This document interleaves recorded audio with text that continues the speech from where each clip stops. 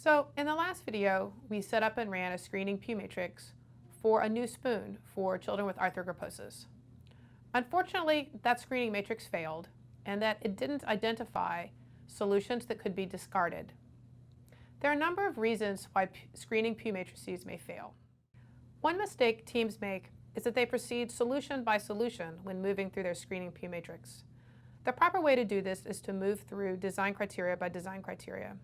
This allows for less bias when completing the screening Pew matrix. A second reason is that there was considerable subjectivity when going through the screening Pew matrix. This can often happen when there's a champion on your team for one particular solution. Teams that move through subjectively are often pulling the plus, minus, and zero out of the air instead of using data to drive their solution. Now, I would admit that it is hard to do this since some of the solutions are still ill-formed.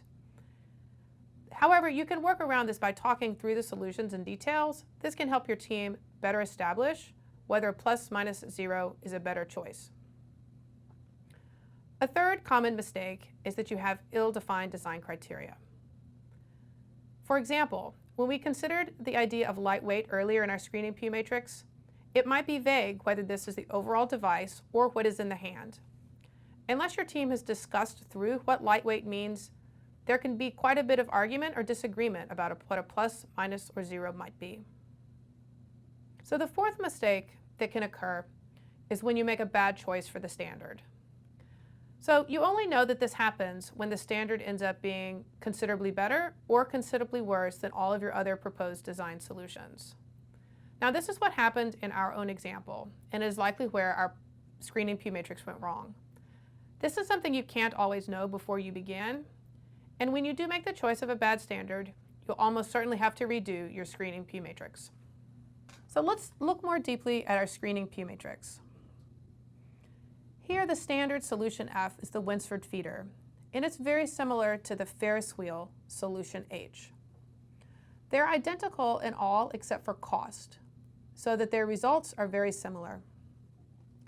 And if you look at all of the other proposed solutions, for example, A, B, and C, what you'll see is that they track identically for time, ease of use, lightweight, and cost. There is some variability for transportation and durability.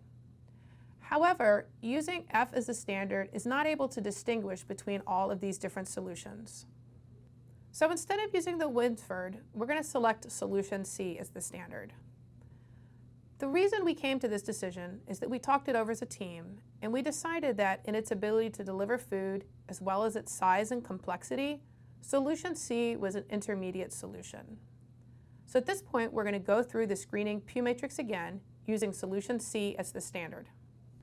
In setting up the screening Pew matrix, the first step is to list the design criteria along the left-hand side of the table.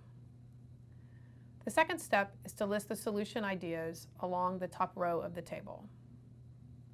The third step is to set a standard. We agreed earlier that we were going to use solution C as our standard. The first thing we'll do here is we'll set the standard C with scores of 0 for all of the design criteria. In the interest of time, we'll look only at the reduction and feeding time. So we'll start by asking the question, how does solution A compare with solution C in terms of time reduction? And if we think about the way that the movements would occur for someone feeding themselves with solution A and solution C, we determined that those were fairly comparable. As a consequence, we scored solution A with a 0. Then we'll move on and ask the question, how does solution B compare with solution C? The time to operate the trigger in solution B, we expect that that will extend the feeding time relative to the standard, and as a result, we're going to give solution B a minus relative to the standard. Continuing, we'll ask the question, how does solution D compare with solution C? With solution D, we expect one motion to get the food from the plate to the mouth. Thus, we predict it will take less time than solution C, our standard. For this reason, we'll give solution D a plus in time.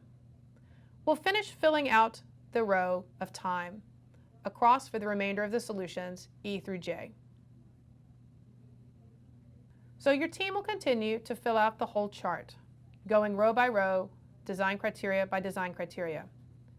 It's important that your team move through this in a systematic way, going slowly and with integrity, using numbers to inform decisions.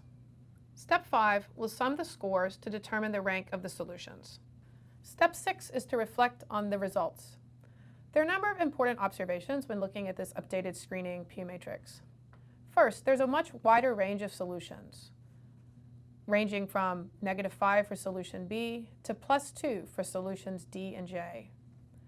So with solution C as the standard, we are not seeing the compression that we saw earlier when we had the Winsford feeder as the standard. You'll also note about half of the solutions are ranked above the standard, and about half of the solutions are ranked below the standard. Again, this just reinforces that solution C as a standard was a good choice. The second thing we should do is look through the solutions to see if you could combine or improve any concepts. One strategy is to look at the solutions with several pluses and several minuses to see if you can borrow ideas over from a different solution to mitigate the minuses. Let's consider solution E. It has 2 minuses and 3 pluses. So we were able to imagine a solution that combined the right angle idea of solution E with the pull string mechanism of solution A. This resulting solution we're labeling solution AE. Now, if we put AE into our Pew screening matrix and score it, we'll see the following results. Step 7 is to select the concepts to move forward for more evaluation. So first, let's consider the solutions to be thrown out. Solutions A and E were combined, so they can be removed. Solution B scored a -5, so it should definitely be removed. We should also remove solutions F, H, and I because they all have negative values. So now let's consider the solutions that will move on. Here we select our highest ranked solutions. There's solution D, the 4-bar linkage, at a +2. Solution AE, our combined solution, hinge and string, with a +3. Solution G, the bendable spoon, at a +1.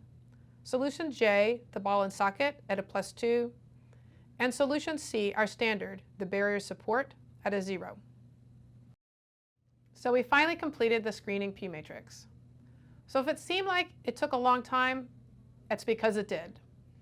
Going through screening P matrices can often take a long time if your team does it with integrity.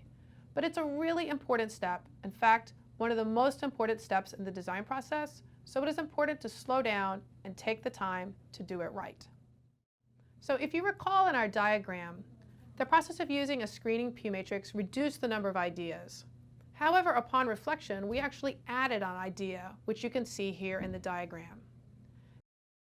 At this point, we're ready to move on to a scoring P matrix to reduce the number of ideas to just 1 or 2. So in summary, we've just completed a screening P matrix where we reduced a large number of ideas to a few, who we can now bring on to a scoring matrix.